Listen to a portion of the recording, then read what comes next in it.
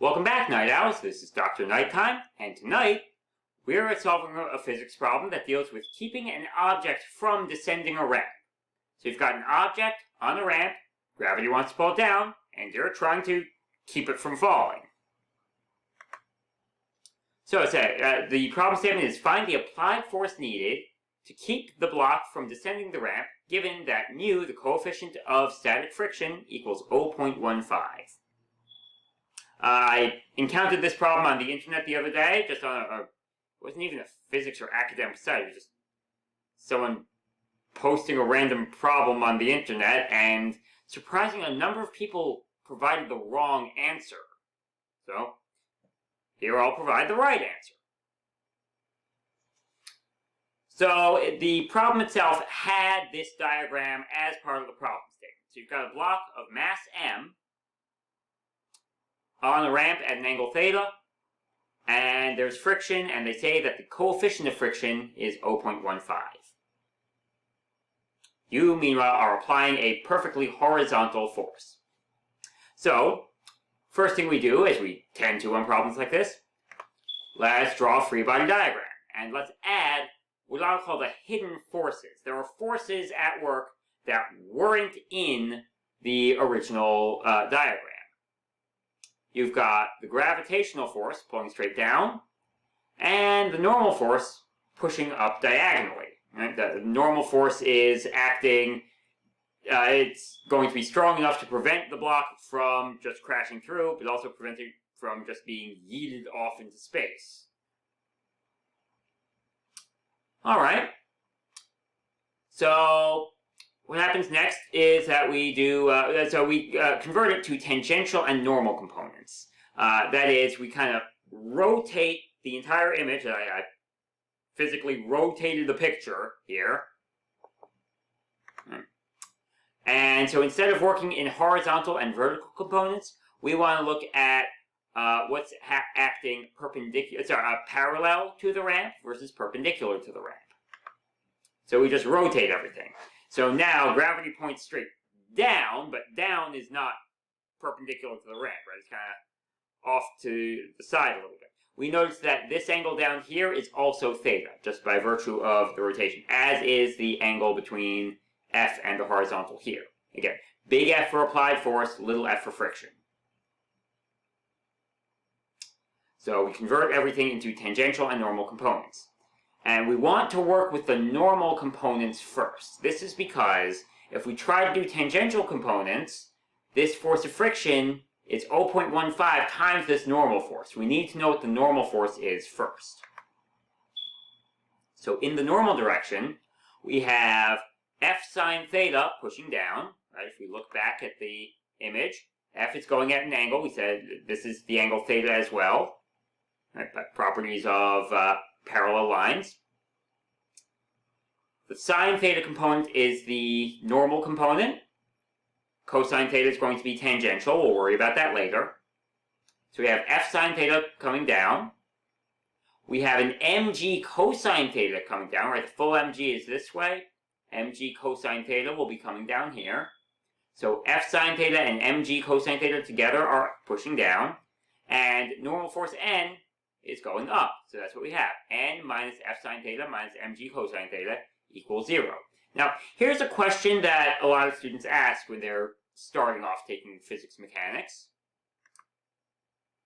How does the ramp know how much normal force to apply upward? Right? We know that if it were a horizontal ramp and you rest a block on it, it's going to apply a vertical force that perfectly balances gravity.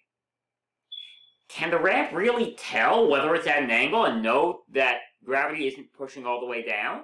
And then when you're applying an extra diagonal force, how does the ramp know to push back up? And the answer is way more detailed than what physics mechanics students actually need to know. But the detailed answer is that, we know that things aren't actually solid blocks. They're made of little molecules, and that molecules are made of atoms, and that of those atoms, right, that the center of the atom has a positive charge, right? Protons and neutrons. When you apply a force on something, they move a microscopic amount closer together. So the block is being moved a microscopic amount into the ramp. And that forces the nuclei of the outermost layer of atoms of the block and the outermost layer of atoms of the ramp to get closer together. Since they're closer together, Coulomb's law, which maybe you haven't learned yet, but we know that positive, or that like electric charge, similar electric charges repel. So when they get closer together, they actually push against each other harder. And that's how the ramp knows how much force to apply in the normal direction. You don't need to know how to explain all of that in a Physics 1 mechanics class. But if you had a question of how does the ramp know how much normal force to apply, it doesn't have a mind of its own, that's how. Anyway, so we set up the equation normal force minus f sine theta minus mg cosine theta equals 0, so the normal force equals f sine theta plus mg cosine theta. Next we look at the tangential direction. Let's look back at tangential direction. We have a frictional force going forward. We have an f cosine theta, big F cosine theta going forward, and an mg sine theta going backward. Here and here. So we say little f minus mg sine theta plus big F cosine theta equals 0. We said F equals 0.15 times the normal force. We just calculated the normal force up here. So we do 0.15 times that stuff. All right? Now we're just doing algebra, right? We just shoehorn this F into this over here to get 0.15 F sine theta plus mg cosine theta. That's our little f.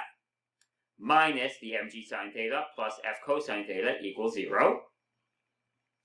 And then algebra happens. We combine like terms. We group the f stuff and the mg stuff, right?